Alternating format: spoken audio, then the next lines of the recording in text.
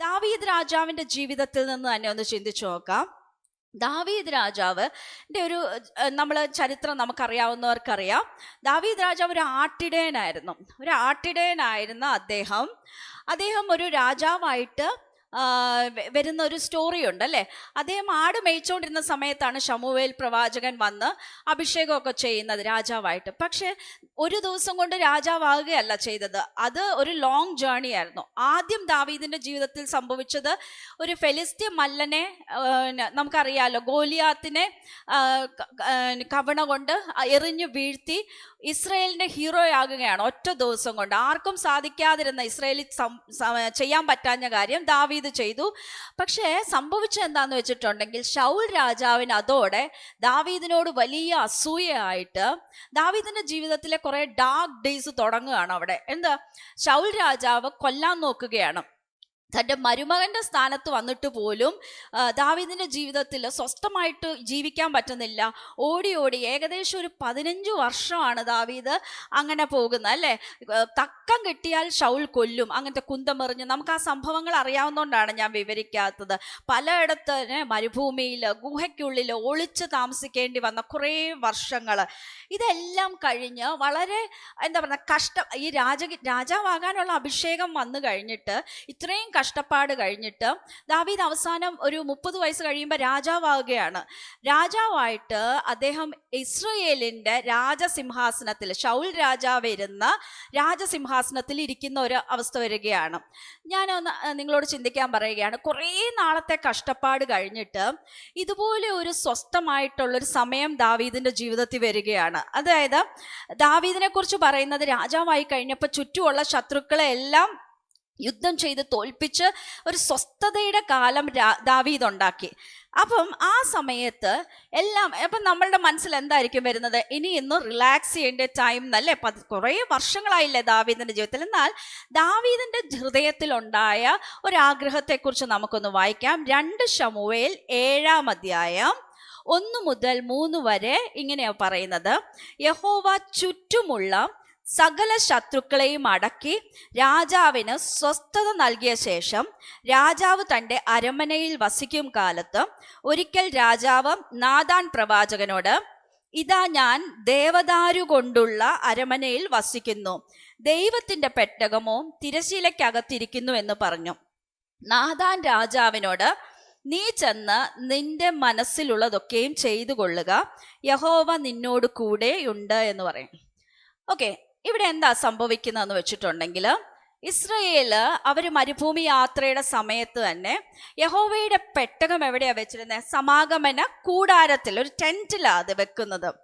ദാവീദ് രാജാവാകുന്നതിന് മുമ്പ് ശൗൽ രാജാവ് ഉണ്ടായിരുന്നു. ആ സമയത്തും സമാഗമന ഒരു കൂടാരത്തിൻ്റെ അകത്താണ് ദൈവത്തിൻ്റെ പെട്ടകം ഇരിക്കുന്നത്. അവരുടെ സാക്രിഫൈസുകളും വർഷിപ്പും എല്ലാം നടക്കുന്ന കൂടാരത്തിലാണ്. പക്ഷേ ദാവീദ് രാജാവായി കഴിഞ്ഞ് അദ്ദേഹം ആ സിംഹാസനത്തിൽ ഇരുന്ന സമയത്ത് ഇദ്ദേഹത്തിൻ്റെ മനസ്സിൽ ഇങ്ങനെയാ ചിന്ത വന്നത്, ഞാനിവിടെ ദേവദാരു കൊണ്ടുള്ള അരമനയിലായിരിക്കുന്നത്. അത് ഫിനീഷ്യയിൽ നിന്ന് കൊണ്ടുവന്ന ഏറ്റവും വില കൂടിയ ദേവദാരു എന്ന് പറയുന്ന തടി, അത് വെച്ചുണ്ടാക്കിയ അരമനയിലാണ് ഞാനിപ്പം വസിക്കുന്നത്. ആ പിക്ചർ ഒന്ന് കാണിക്കാമോ? ഇദ്ദേഹത്തിൻ്റെ മനസ്സിലുണ്ടായത് ചിന്ത എന്താണെന്ന് വെച്ചിട്ടുണ്ടെങ്കിൽ, ഞാൻ നല്ല കസേരയിലിരിക്കുന്നു, ഞാൻ നല്ല അരമനയിലിരിക്കുന്നു, പക്ഷേ എൻ്റെ ദൈവത്തിൻ്റെ പെട്ടകം എവിടെയായിരിക്കുന്നത്? സമാഗമന കൂടാരത്തിലായിരിക്കുന്നത്, ഒരു കൂടാരത്തിൻ്റെ അകത്തായിരിക്കുന്നത്. ഒരു ആലയം ദൈവത്തിന് വേണ്ടി പണിയണം. മനസ്സിലാക്കുക, അങ്ങനെ ഒരു ഇൻസ്ട്രക്ഷൻ ദൈവം ദാവീദിന് കൊടുത്തിട്ടില്ലെന്ന് മാത്രമല്ല, ആർക്കും കൊടുത്തിട്ടില്ല. അങ്ങനെ ഉണ്ടാക്കി വെക്കണം, സമാഗമന കൂടാരം ഉണ്ടാക്കാനാണ്. പക്ഷെ ദാവീദിൻ്റെ മനസ്സിൽ ആഗ്രഹം ഉണ്ടാവുക, ഞാൻ ദേവദാരു കൊണ്ടുള്ള ഇവിടെ ഇരിക്കുമ്പം എൻ്റെ ദൈവത്തിൻ്റെ പെട്ടകം കൂടാരത്തിലായിരിക്കുന്നത്. I want to build a house for my Lord. നല്ല ഒരു ആലയം എൻ്റെ ദൈവത്തിന് വേണ്ടി പണിയണം. നോക്കിക്കേ. അപ്പോൾ എന്നാൽ ദാവീദിനിങ്ങനെ, ഞാൻ കുറേ നാളായിട്ട് കഷ്ടപ്പെട്ടു, ഇനി ഇപ്പം ഈ കൊട്ടാരത്തിലൊക്കെ ഒന്ന് ഇരുന്ന് നല്ല ഫുഡൊക്കെ കഴിച്ച് നല്ല ദേവദാരു കൊണ്ടുള്ള സോഫയിലൊക്കെ ഒന്ന് ഇരുന്ന് സുഖമായിട്ട് പട്ടുമെത്തയിലൊക്കെ കിടന്നുറങ്ങി. അങ്ങനെ ചിന്തിച്ചാൽ പോരായിരുന്നോ? പ്രിയമുള്ളവരെ, ഇവിടെ നമ്മളെ ഓർപ്പിക്കുന്നൊരു കാര്യമുണ്ട്. അദ്ദേഹത്തിൻ്റെ ഹൃദയമാണ്. ഒരിക്കൽ ദൈവം ദാവീദിനെക്കുറിച്ച് ഇങ്ങനെ പറഞ്ഞു അല്ലേ, എൻ്റെ ഹൃദയപ്രകാരമുള്ളൊരു മനുഷ്യന്ന്. താൻ അങ്ങനെ ഒരു സ്വസ്ഥതയുടെ ആ കാലത്ത് വരുമ്പം അദ്ദേഹത്തിന്റെ കയ്യിൽ ഇന്ന് എന്താഗ്രഹിച്ചാലും അദ്ദേഹത്തിന് ചെയ്യാൻ പറ്റും. പക്ഷെ ആ കാലത്ത് അദ്ദേഹത്തിന് മനസ്സിൽ വരുന്ന ആഗ്രഹം ഇതാണ്: I want to honour my Lord. എൻ്റെ ദൈവത്തെ എനിക്കൊന്ന് ഓണർ ചെയ്യണം, ദൈവത്തെ എനിക്കൊന്ന് പ്രസാദിപ്പിക്കണം, ദൈവത്തിന് ഇഷ്ടമുള്ള കാര്യങ്ങളൊന്ന് ചെയ്യണം എന്നുള്ള ആഗ്രഹം, അല്ലേ? അതും കൽപ്പനയായിട്ട് പോലും കൊടുക്കാത്ത കാര്യങ്ങൾ ദൈവത്തിന് അധികമായിട്ട് ചെയ്യണം. എന്തുകൊണ്ടാണ് അങ്ങനെ വന്നതെന്നറിയാമോ? ദാവീദിന്റെ മനസ്സിലുള്ള ദൈവത്തോടുള്ള നന്ദിയാണത്. പ്രിയമുള്ളവരെ, അതാ ഞാൻ പറഞ്ഞത്, ആ ഹാർട്ട് ഡിറ്റർമിൻസ് അവർ ആക്ഷൻസ്. നമ്മൾ ചെയ്യുന്ന ഓരോ പ്രവൃത്തിയും അതിൻ്റെ റൂട്ട് എന്ന് പറയുന്നത് നമ്മുടെ ഹൃദയത്തിലുള്ള നമ്മുടെ മനോഭാവത്തിൽ നിന്നായി പ്രവൃത്തികൾ വരുന്നത്. എന്നെ ഇങ്ങനെ ഒരു സ്ഥലത്ത് അല്ലെ ആട്ടിടയനായിട്ട് ജീവിച്ച എന്നെ ഇസ്രയേലിന്റെ കൊട്ടാരത്തിൽ ഞാനിപ്പോൾ ഇരിക്കുന്നു, ദേവദാരു കൊണ്ടുള്ള ഈ പാലസിൽ ഞാൻ ഇരിക്കുമ്പം എൻ്റെ ദൈവത്തിൻ്റെ പെട്ടകം കൂടാരത്തിലല്ല ഇരിക്കേണ്ട, ആലയത്തിലിരിക്കണം. യെരൂശലേം ദേവാലയം നമുക്ക് എല്ലാവർക്കും അറിയാം. നമ്മൾക്ക് അറിയാം ദാവീദല്ല അത് പണിതത്. ആ കോൺസെപ്റ്റ് ദാവീദാ കൊണ്ടുവന്നെങ്കിലും ദൈവം അത് ശലോമോനെ കൊണ്ടാണ് പണിയിക്കുന്നതും മകനായ ശലോമോനെ കൊണ്ടാണ്. പക്ഷേ യെരൂശലേം ദേവാലയം എന്നുള്ള ആ ഒരിത് ദാവീദിന്റെ മനസ്സിലാണ് ആദ്യം ഉടലെടുക്കുന്നത്. അപ്പം അതാ ഞാൻ പറഞ്ഞത്, ഹാർട്ട് ഡിറ്റർമിൻസ് അവർ ആക്ഷൻസ്. നമ്മളുടെ ഹൃദയത്തിൽ ദൈവത്തോട് നന്ദിയുണ്ടോ, അങ്ങനത്തെ ഒരു അത് നമ്മുടെ പ്രവർത്തികളിൽ റിഫ്ലക്റ്റ് ചെയ്യപ്പെട്ടു വരും. അപ്പം ഇല്ലെങ്കിൽ ധനികനായിട്ടിരുന്ന് രാജാവായിട്ടിരുന്ന് എൻ്റെ ജീവിതം എൻജോയ് ചെയ്യുക, അങ്ങനെയല്ല അദ്ദേഹം ചിന്തിക്കുന്നത്. മറ്റൊരു കാര്യം ദാവീദിൻ്റെ മനസ്സ് കാണിക്കുന്ന വേറൊരു സംഭവം ഞാൻ കാണിച്ചു തരാം. അപ്പം ദാവീദിൻ്റെ ജീവിതത്തിൽ നമ്മൾ ആദ്യം കണ്ട എന്താ? ദൈവത്തെ എനിക്ക് ഓണർ ചെയ്യണം എന്നല്ലേ, എൻ്റെ ജീവിതം കൊണ്ട്. നമ്മളുടെ മനസ്സിലും അങ്ങനെ ഒരു ആഗ്രഹം ഉണ്ടായിരിക്കണം, എനിക്ക് എൻ്റെ ജീവിതം കൊണ്ട് ദൈവത്തെ മഹത്വപ്പെടുത്തണം. അത് പലർക്കും പല രീതിയിലായിരിക്കും അവർ ചെയ്യുന്നത്. എന്നെ കൊണ്ട് എന്താ സാധിക്കുന്നതെന്ന് ഓരോരുത്തരും ചിന്തിക്കാനിടയാവട്ടെ. രണ്ടാമതൊരു കാര്യം, ദാവീദ് ഇങ്ങനെ കൊട്ടാരത്തിലിരിക്കുന്നു, സുഖമായിട്ട് ആ അരമനയിൽ ഇരിക്കുമ്പോൾ അദ്ദേഹത്തിനുണ്ടായ മറ്റൊരു ചിന്ത ഇതാണ്. 2 സാമുവേൽ ചാപ്റ്റർ 9 വേഴ്സ് 3, 9-ാം അധ്യായത്തിന്റെ 3-ാം വാക്യം ഞാൻ വായിക്കാം. ദാവീദ് ഇങ്ങനെ ഇരിക്കുമ്പം ദാവീദിനൊരു ചിന്ത വരികയാണ്. അനന്തരം ദാവീദ്, ഞാൻ യോനാഥാന്റെ നിമിത്തം ദയ കാണിക്കേണ്ടതിന് ശൗലിന്റെ കുടുംബത്തിൽ ആരെങ്കിലും ശേഷിച്ചിരിക്കുന്നുവോ എന്നന്വേഷിച്ചു. എന്നാൽ ശൗലിന്റെ ഗൃഹത്തിൽ സീബ എന്നു പേരുള്ള ഒരു ഭൃത്യനുണ്ടായിരുന്നു.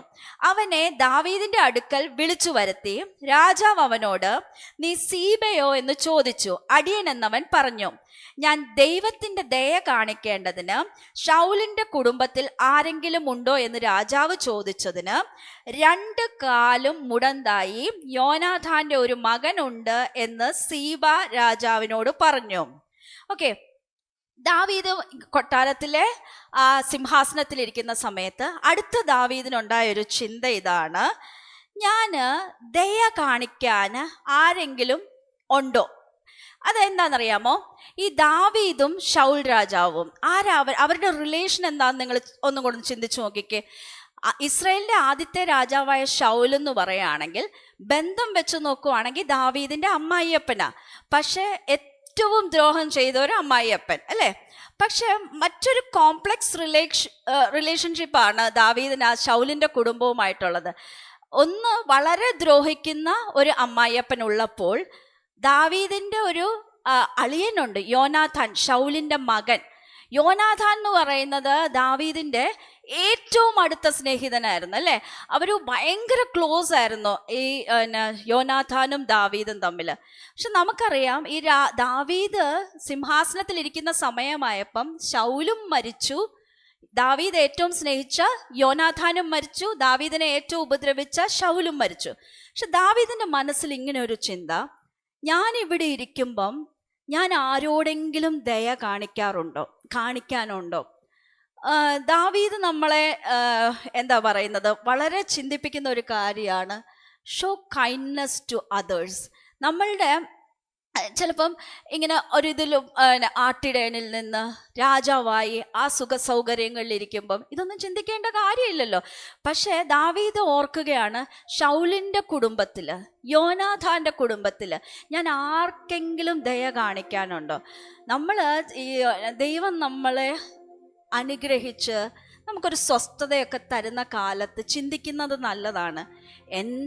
ഞാൻ ആരോടെങ്കിലും ദയ കാണിക്കാനുണ്ടോയെന്ന്. ചിലപ്പം അത് നമ്മുടെ ഫാമിലിയിലായിരിക്കാം, എക്സ്റ്റെൻഡഡ് ഫാമിലിയിലായിരിക്കാം. ചിലപ്പോൾ അങ്ങനെയൊക്കെ ആളുകളൊന്ന് ചിന്തിക്കാൻ തുടങ്ങി കഴിയുമ്പോൾ ഉണ്ടല്ലോ, നമ്മുടെ സമൂഹത്തിൽ വ്യത്യാസങ്ങൾ വരും അല്ലേ. ദാവീദ് അവിടെ നിന്ന് ചിന്തിക്കുക, ആരെങ്കിലും ഉണ്ടോ?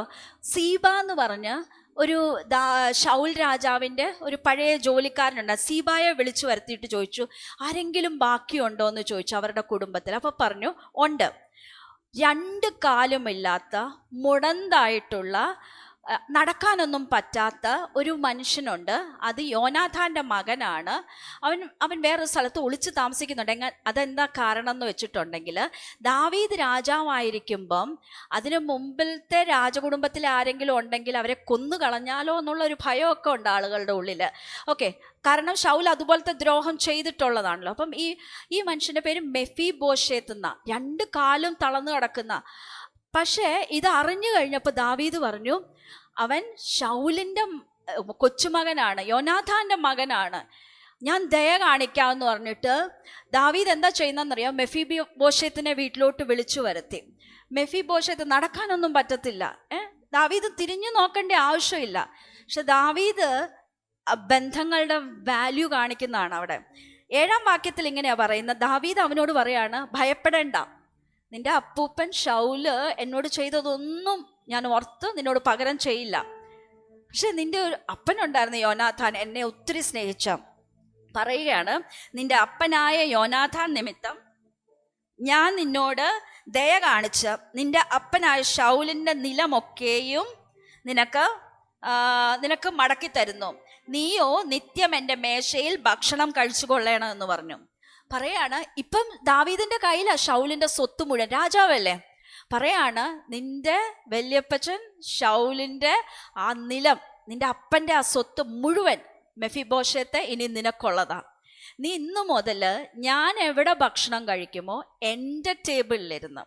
അതിനുള്ള പ്രത്യേകിച്ച് കഴിവൊന്നും മെഫീബോശേത്തിന് ഇല്ലാന്ന് നമ്മൾ ഓർക്കണം. 2 കാലും നടക്കത്തില്ല, നടക്കാൻ വയ്യാത്ത ഈ മെഫീബോശേത്തിന് നീ ഇന്നു മുതൽ എൻ്റെ ഇതിലിരുന്ന് ടേബിളിലിരുന്ന് ഭക്ഷണം കഴിച്ചോണമെന്ന്. ഇതാണ് ദാവീദിൻ്റെ ഹൃദയം എന്ന് പറയുന്നത്.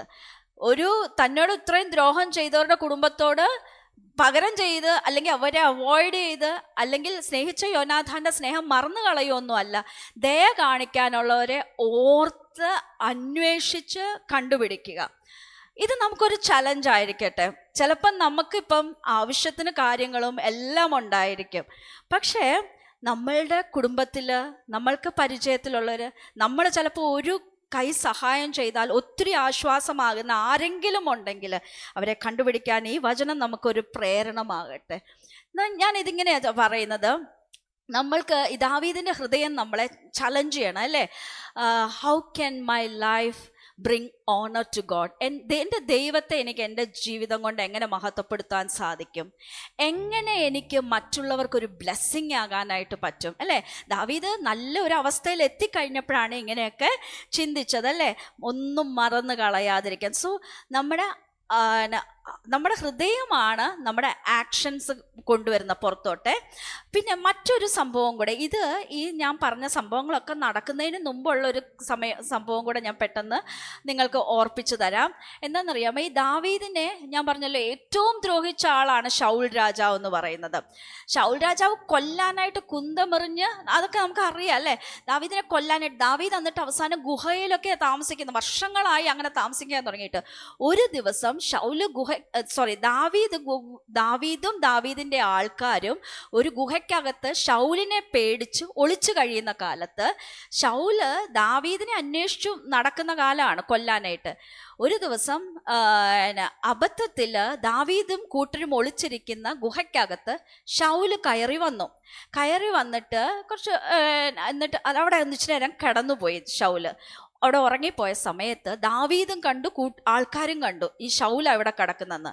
ഒരൊറ്റ വെട്ടിന് തീർക്കാനുള്ളതേ ഉണ്ടായിരുന്നുള്ളൂ അല്ലേ. തന്നെ കൊല്ലാൻ നടക്കുന്ന ആളാ. പക്ഷേ ദാവീദ് എന്താ ചെയ്തതെന്നറിയാമോ, ആ ശൗലിൻ്റെ ഡ്രസ്സിൻ്റെ അറ്റമില്ലേ, അത് കുറച്ചിങ്ങനെ മുറിച്ചെടുത്തു. എന്നിട്ട് ശൗൽ ഇത് അറിയുന്നില്ല. ഉറക്കം എഴുന്നേറ്റ് ശൗല് വെളിയിലോട്ട് പോകാൻ നേരത്ത് ശൗലിനെ വിളിച്ചിട്ട് പറഞ്ഞു, ദേ ഈ ഡ്രസ്സിൻ്റെ അറ്റം ഞാൻ മുറിച്ചെടുത്തു, ഞാൻ നിന്നെ ഒന്നും ചെയ്യത്തില്ല, കാരണം നീ ദൈവത്തിൻ്റെ അഭിഷിക്തനായിട്ട് രാജാവായിട്ടിരിക്കുന്ന ആളാണെന്ന് എനിക്ക് അറിയാമെന്ന് പറയാണ്. സി, പകയുണ്ടായിരുന്ന ഒരു ഹൃദയമായിരുന്നെങ്കിൽ എങ്ങനെ പ്രതികരിച്ചേനെ അല്ലേ? ശൗൽ ഇത്രയും ദ്രോഹം ചെയ്തപ്പോൾ തീർച്ചയായിട്ടും എന്തെങ്കിലും ഒന്ന് തിരിച്ചു കൊടുക്കാനും, പക്ഷെ അത് കയ്യിലെടുക്കാനായിട്ട് ദാവീദ് തയ്യാറായില്ല. ഓക്കെ, അപ്പോൾ ഫസ്റ്റ് പോയിന്റ് നമ്മൾ എന്താ പഠിച്ചത്? നമ്മുടെ നല്ല ഹൃദയം, the heart determines our actions. അത് നല്ലതായിട്ടിരിക്കുമ്പം നല്ല പ്രവർത്തികളാണ് പുറത്തോട്ട് വരുന്നത്. കർത്താവ് അതാ പറഞ്ഞത്.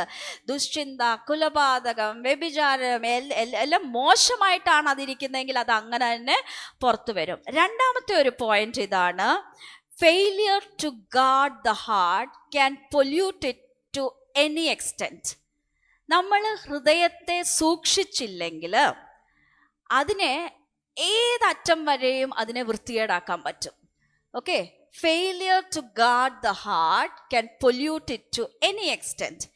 ദാവീദിൻ്റെ ജീവിതത്തിൽ നിന്ന് തന്നെ നമുക്ക് നോക്കാം. നമ്മൾ ഇത്രയും നേരം കണ്ടു തൻ്റെ ഹൃദയത്തെ താൻ സൂക്ഷിച്ച കാലത്ത് തന്നിൽ നിന്ന് വന്ന ആക്ഷൻസ് എങ്ങനെ ദൈവനാമത്തെ മഹത്വപ്പെടുത്തി മറ്റുള്ളവർക്കൊരു ബ്ലെസ്സിങ് ആയെങ്കിൽ, ഒരു പ്രത്യേക സന്ദർഭത്തിൽ ഹൃദയത്തെ സൂക്ഷിക്കാതിരുന്നപ്പം അത് എത്ര അധപ്പതിച്ചു എന്നുള്ളതും നമുക്കറിയാം.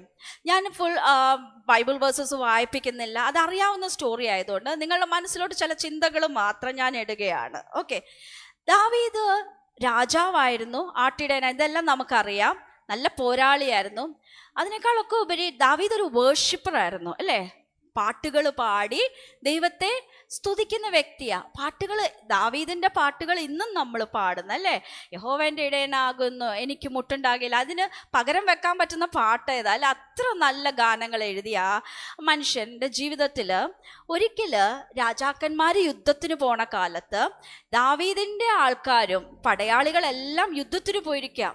ദാവീദ് ആ സമയത്ത് തൻ്റെ കൊട്ടാരത്തിൻ്റെ അല്ലേ, നമ്മൾ ഓർക്കണം, അതേ കൊട്ടാരത്തിലെ സിംഹാസനത്തിൽ ഇരുന്നു കൊണ്ടാണ് ദാവീദ് ഒരു കാലത്ത് തൻ്റെ ദൈവത്തിനൊരാലയം പണിയണമെന്ന് തീരുമാനിച്ചത്, മെഫിബോശേത്തിനെ സഹായിക്കണമെന്ന് തീരുമാനിച്ചത് അല്ലേ? അപ്പം അങ്ങനെയുള്ള ഏറ്റവും നല്ല കാര്യങ്ങൾ നടന്ന ആ ഹൃദയത്തിൽ ദാവീദ് ഒരിക്കൽ ആ കൊട്ടാരത്തിൻ്റെ മുകളിൽ നിൽക്കുമ്പോൾ ബത്ശേബയെ കാണുവാനിടയായി.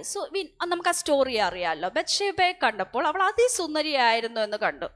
ദാവീദിൻ്റെ മനസ്സിൽ അവിടെയാണ് ആ ഒരു സമയത്ത് ദാവീദിന് തൻ്റെ ഹൃദയത്തെ സൂക്ഷിക്കാൻ പറ്റിയില്ല.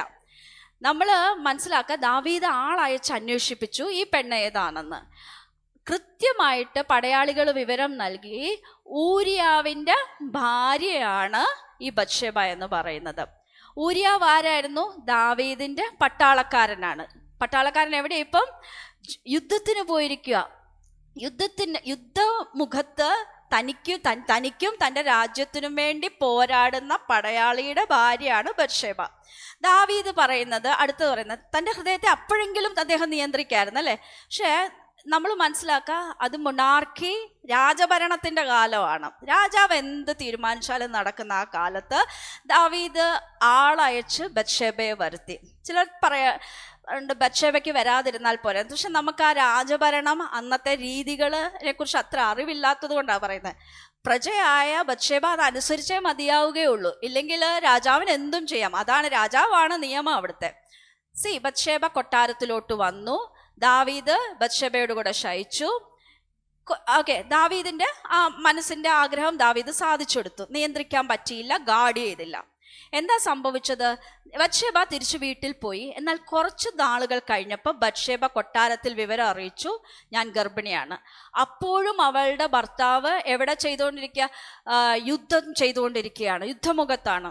ദാവീദിനാകെ കൺഫ്യൂഷനായി, എന്താ ചെയ്യേണ്ടേ? നമ്മൾ മനസ്സിലാക്കുക, ഹൃദയത്തെ ഒരു നിമിഷം സൂക്ഷിക്കാതിരുന്ന ദാവീദിനെ ആദ്യം നമ്മൾ കാണുന്ന അദ്ദേഹത്തിന് ഒരു സ്റ്റെപ്പ് ബൈ സ്റ്റെപ്പ് വീഴ്ച കാണുന്നുണ്ട്. എന്തുകൊണ്ടാണ് പ്രൊവേർബ്സിൽ യൗവനക്കാർക്കും പ്രായമായവർക്കും മധ്യവയസ്കർക്കും ചെറുപ്പക്കാർക്കും എല്ലാവർക്കും കൂടെ തരുന്ന ഉപദേശം, സകല ജാഗ്രതയോടും നിന്റെ ഹൃദയത്തെ കാത്തുകൊള്ളണം. ജീവന്റെ ഉത്ഭവം അതിൽ നിന്നല്ലോ. നമ്മൾ ഗാർഡ് ചെയ്യാൻ വിട്ടുപോകുമ്പോൾ ഉണ്ടാവുന്ന കോൺസിക്വൻസസ് ആണ്. ഓക്കെ, ആ ഒരു ഇത് കഴിഞ്ഞപ്പോഴത്തേക്ക് ഒരു അഡൾട്ടറായി അല്ലേ, വ്യഭിചരിക്കേണ്ട ഒരു സാഹചര്യം വന്നു. പക്ഷെ അവിടെ നിൽക്കുന്നില്ല. ഇനി എന്താ, രാജാവിൻ അങ്ങനെ ചെയ്തു എന്ന് പുറം ലോകം കഴിഞ്ഞാൽ കുറച്ച് ഭൃത്യന്മാർക്കറിയാം, പക്ഷെ പുറത്ത് തൻ്റെ ഇമേജ് സൂക്ഷിക്കുകയും വേണം. കാരണം ദാവീദ് ആരും കൂടെയാണ് ആരാധനകൾ ലീഡ് ചെയ്യുന്ന പാട്ടുകാരനും വർഷിപ്പും എല്ലാം ഉള്ള ആളും കൂടെയാണ്. സോ നമ്മൾ മനസ്സിലാക്കുക, ദാവീദ് പിന്നെ അടുത്ത ഒരു നമ്മളിവിടെ കാണുന്നത് എന്താ വെച്ചിട്ടുണ്ടെങ്കിൽ, ദാവീദ് യുദ്ധമുഖത്തോട്ട് ആളെ വിട്ടിട്ട് പറയുകയാണ് ഊരിയാവ് തിരിച്ചു വരണമെന്ന് പറഞ്ഞു. ഊരിയാവ് അവിടെ വന്നു. ഊരിയാവ് വന്നപ്പോഴത്തേക്ക് രാജാവ് പറഞ്ഞു, ഇന്ന് നീ നിന്റെ ഭാര്യയുടെ കൂടെ പോയി താമസിച്ചോളാൻ പറഞ്ഞു. ആ നിഷ്കളങ്കനായ ഊരിയാവ് അത് ചെയ്തില്ല. രാജാവിനോടുള്ള ആത്മാർത്ഥത കാരണം പാലസിൽ തന്നെ അന്ന് കടന്നുറങ്ങി. പക്ഷെ ദാവീദിന്റെ പ്ലാൻ നടക്കുന്നില്ല. ദാവീദ് എന്താ ചെയ്തത്? അടുത്തത് നമുക്കറിയാവുന്ന പോലെ യോവാബ് എന്ന് പറഞ്ഞ് തൻ്റെ സൈന്യാധിപന് ലെറ്റർ അയച്ചു. ഇവനെ യുദ്ധമുഖത്ത് ഏറ്റവും ആക്രമണം നടത്തുന്ന സ്ഥലത്ത് കൊണ്ട് അവിടെ നിർത്തിയേക്കണം, അതോടെ അവൻ കൊല്ലപ്പെടണം. ഇതിനാണ് ദാവീദ്. സോ നമ്മൾ കാണുന്നത് എന്താ, ദാവീദ് എന്ന് പറയുന്ന ആള് ഓരോ സ്റ്റെപ്പ് ബൈ സ്റ്റെപ്പ് വീഴുന്ന കാണുന്നത്. മാനിപ്പുലേറ്റർ, വളരെ പ്ലാൻ ചെയ്ത് ഒരു തന്ത്രം ഉണ്ടാക്കുന്ന നമ്മൾ കാണുന്നത്. അടുത്തത് സംഭവിച്ചത് ഊരിയാവിനെ കൊല്ലിക്കുക ചെയ്യുന്നത്. ആ മാനിപ്പുലേഷൻ കഴിഞ്ഞ് അടുത്തത് എന്താ, ഒരു മേർഡറായി മാറുകയാണ്. നമ്മളൊന്ന് ആലോചിച്ച് നോക്കിക്കേ, ഏത് അവസ്ഥയിൽ നിന്ന് ഏത് അവസ്ഥയിലോട്ടുള്ള അധപ്പതനം. നമ്മൾ ഓരോരുത്തരും നമ്മുടെ ഹൃദയത്തെ സൂക്ഷിക്കണം. എന്തുകൊണ്ടാണ് ഞാനിത് എടുത്തു പറയുന്നതെന്ന് വെച്ചിട്ടുണ്ടെങ്കിൽ, ദാവീദ് ഏത് അവസ്ഥയിൽ ദൈവത്തെ ആരാധിച്ച് നിന്ന മനുഷ്യനാണ് നമുക്കറിയാം. സോ വേദപുസ്തകം നമ്മളെ ഓർപ്പിക്കുന്ന ഒരു കാര്യമുണ്ട്, ആരും ഇതിനെ എക്സംപ്റ്റ് അല്ല. താൻ നിൽക്കുന്നു എന്ന് തോന്നുന്നവൻ വീഴാതിരിപ്പാൻ നോക്കിക്കൊള്ളണം എന്നാ പറയുന്നത്, അല്ലേ? സോ അപ്പം നമുക്ക് എല്ലാവർക്കും ഒരു ബാധ്യതയുണ്ട്, സകല ജാഗ്രതയോടും നമ്മുടെ ഹൃദയത്തെ സൂക്ഷിക്കേണ്ടത്. അപ്പോൾ ദാവീദ് ഒരു കൊലപാതകയായിട്ട് മാറുന്ന നമ്മൾ പിന്നെ കാണുന്നത്. ഊരിയാവിൻ്റെ കൊലപാതകത്തിന് ഉത്തരവാദിയാണ്. ആരുടെ മുമ്പിൽ? ദൈവത്തിൻ്റെ മാത്രം മുമ്പിൽ. പക്ഷെ ആളുകളുടെ മുമ്പിൽ ദാവീദ് മറ്റൊരു ഇമേജ് സൃഷ്ടിച്ചെടുത്തത് എങ്ങനെയാണെന്ന് വെച്ചിട്ടുണ്ടെങ്കിൽ, ഓക്കെ, ഭർത്താവ് മരിച്ച ആ വിലാപകാലം കഴിഞ്ഞപ്പം ബത്ശേബ, അല്ലേ, ആ ഗർഭിണിയായ ഒരു പാവം വിധവ, ദാവീദ് വളരെ വിദഗ്ധമായിട്ട് ആ വിധവേൻ്റെ ഉത്തരവാദിത്വം താൻ എടുക്കുന്നു എന്നുള്ള രീതിയിൽ ബത്ശേബയെ വിവാഹം കഴിച്ചു. ആളുകളുടെ മുമ്പിൽ മറ്റൊരു പിക്ചർ പെയിന്റ് ചെയ്ത് കൊടുത്തു. എന്താ പറയുന്ന, ഏറ്റവും കരുണയുള്ള ഒരു രാജാവായിട്ട്, അല്ലേ?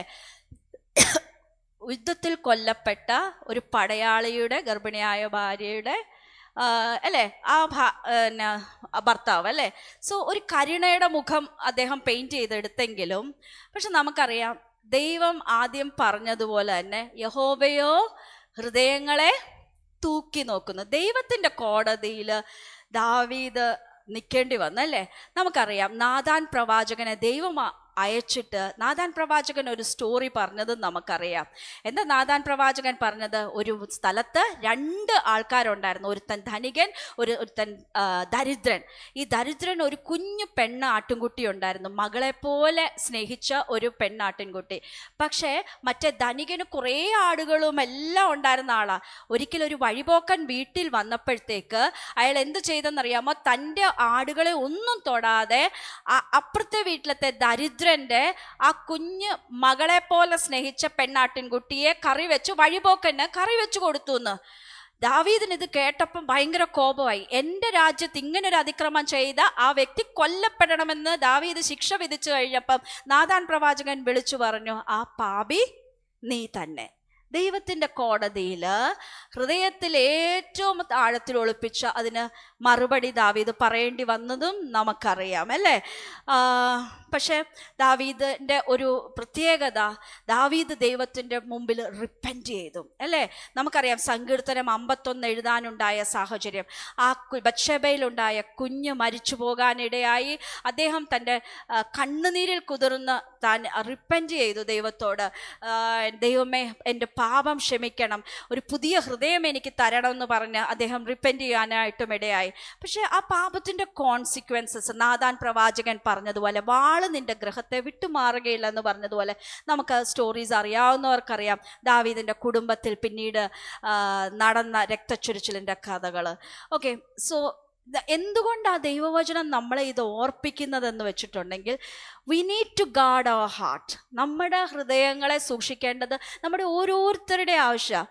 ഞാൻ ഈ കഴിഞ്ഞ ദിവസങ്ങളിലൊക്കെ നമ്മളുടെ പത്രത്തിലെ വാർത്തകൾ അത് അസ്വസ്ഥപ്പെടുത്താത്ത ഒരു മലയാളി ഉണ്ടാവില്ലെന്നാണ് ഞാൻ ചിന്തിക്കുന്നത്. അപ്പം പല ഈ ഡിസ്കഷൻസ് കാണുമ്പോഴൊക്കെ ആൾക്കാർ ചോദിക്കുന്ന ഒരു ചോദ്യമുണ്ട്, നമ്മുടെ ജനറേഷൻ എന്താ പറ്റിയേക്കുന്നതെന്ന് അല്ലേ. എന്താ പറ്റിയേക്കുന്നത്? പല റീസൺസ് പറയുന്നുണ്ട് അല്ലേ. പല ഫാക്ടേഴ്സ് ഒരുമിച്ച് ചേരുമ്പോഴാണ് ഇന്ന് ഈ കാണുന്ന പോലെയൊക്കെ സമയം. അപ്പനെ കൊല്ലാൻ മടിയില്ല, അമ്മയുടെ കഴുത്തിറക്കാൻ മടിയില്ല, കൂട്ടുകാരനെ തല്ലിക്കൊല്ലാൻ, ഒരുമിച്ച് പഠിച്ചവരെ തല്ലിക്കൊല്ലാൻ മടിയില്ലാതാവുക. നമ്മുടെ ജനറേഷന് എന്താ പറ്റിയെന്ന് കേരളം വിലപിക്കുമ്പോൾ പല റീസൺസ് ഉണ്ടായിരിക്കും. പക്ഷേ ചിലപ്പോൾ അതിലൊരു ഭാഗം മാത്രം ഒന്ന് ചൂണ്ടിക്കാണിക്കാനായിട്ട് ഞാൻ ഇഷ്ടപ്പെടുകയാണ്, ഞാൻ ആഗ്രഹിക്കുക. കാരണം എന്താണെന്ന് വെച്ചിട്ടുണ്ടെങ്കിൽ, ഇത് മാത്രമല്ല കേട്ടോ ഫാക്ടർ. പക്ഷെ നമ്മൾ ഇവിടെ ഇരിക്കുന്നവരൊന്ന് ചിന്തിക്കാൻ വേണ്ടിയിട്ട് ചില കാര്യങ്ങളൊന്ന് പറഞ്ഞു തരാവേ. ഇന്നത്തെ തലമുറ, ചിലർ പറയും അയ്യോ പണ്ടത്തെ തലമുറ പോലെ അല്ല എന്ന് പറയും. ശരിയാണ്, ഓരോ തലമുറകളും മാറും അല്ലേ. ഞാൻ നിങ്ങൾക്ക് ഒരു ടേബിൾ കാണിച്ചു തരാം. നമ്മൾ ഓരോ കാലഘട്ടത്തിൽ ജനിക്കുകയും വളരുകയും ചെയ്യുന്നവർ തമ്മിലുള്ള സ്വഭാവങ്ങൾക്ക് വ്യത്യാസമുണ്ട്. അപ്പം അതിൻ്റെ മുമ്പിലത്തെ തലമുറ അടുത്ത തലമുറയെ നോക്കിയിട്ട് നിങ്ങൾ ശരിയല്ല, ഞങ്ങളായിരുന്നു ശരി. എല്ലാത്തിനും അതിൻ്റെ പോസിറ്റീവും നെഗറ്റീവും എല്ലാം ഉണ്ട്. സോ നമ്മൾ ഇന്ന് ജീവിക്കുന്നത് കൊണ്ട് ഇന്നത്തെ നമ്മുടെ തലമുറ എന്താണ് അവർ ഫേസ് ചെയ്തുകൊണ്ടിരിക്കുന്നതെന്ന് നമ്മൾ അറ്റ്ലീസ്റ്റ് ഒന്ന് കുറച്ച് അവെയർ ആയിരിക്കുന്നത് നല്ലതാണ്. ഓക്കെ, ഞാൻ ഇവിടെ നിന്ന് തുടങ്ങാവേ. താഴെ നിങ്ങൾക്ക് കാണാൻ പറയുന്നത് ഇവരെ പറയുന്നത് സൈലന്റ് ജനറേഷൻ 1928 മുതൽ 1945 ആ കാലഘട്ടത്തിൽ ജനിച്ചവർ, അവരെ സൈലന്റ് ജനറേഷൻ എന്നാ പറയുന്നത്. ആ കാലഘട്ടത്തിൽ ജനിച്ച ആരെങ്കിലും ഇവിടെ ഇരിപ്പുണ്ടോ? 1945 മുമ്പ് ജനിച്ചവർ ആരുമില്ല. അടുത്ത ജനറേഷനെ പറയുന്നത് ബൂമേഴ്സ് എന്നാ പറയുന്നത്. 1946 മുതൽ 1964 വരെ ജനിച്ചവർ. ഓക്കെ, അതിവിടെ ഉണ്ട് ആൾക്കാർ. ഓക്കെ, 64 മോഡൽ വരെ ജനിച്ചവരെല്ലാം ബൂമേഴ്സ് എന്ന് പറയും. ഈ നമ്മൾ മനസ്സിലാക്കേണ്ടത് ആ കാലഘട്ടത്തിൽ ജനിച്ചവരില്ലേ, അവർക്ക് ചില കോമൺ ആയിട്ടുള്ള കാര്യങ്ങൾ ഉണ്ടെന്ന് നമ്മൾ മനസ്സിലായിരിക്കണം, അവരുടെ ചിന്താഗതികളൊക്കെ. ഓക്കെ, അടുത്തതാണ് 1965 മുതൽ 1980 ആ കാലഘട്ടത്തിൽ ജനിച്ചവർ ജെൻ എക്സ്. അത് കുറേ പേരുണ്ടാവും ഇവിടെ, ജെൻ എക്സ്. അടുത്തതാണ് 1981 മുതൽ 1996 വരെ ജനിച്ചവർ മില്ലീനിയൽസ്, ജെൻ വൈ. ഓക്കെ, അടുത്തത് ജെൻ സി. 1997 മുതൽ 2012, 1997 to 2012 ആ കാലഘട്ടത്തിൽ ജനിച്ചവരൊന്ന് കൈവോക്കിക്കേ. 1997 to 2012 നമുക്കവരെ കൈയടിച്ച്